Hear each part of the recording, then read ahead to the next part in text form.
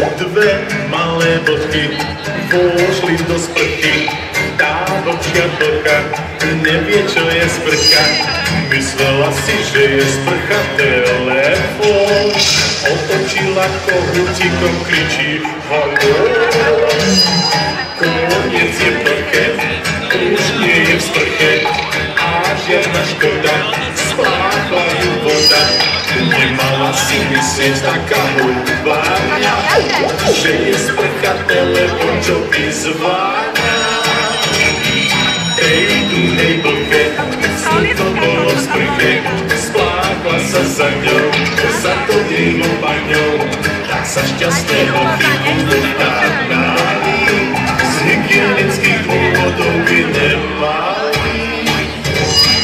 Ale je blbý, smejú sa chichy, bávia sa spolu, kanálom dolu, už sa tešia, že až prídu pod centra. Niekam do baru sa prevetrá.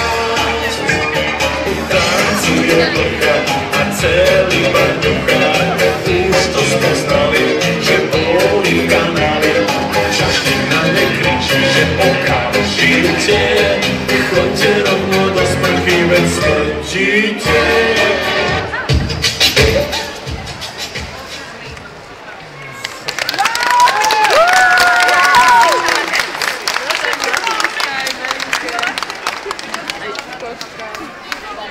Lenka je hamblivá, potatový. Hej, hamblivá je moje zlatičko. Výborne, máme super.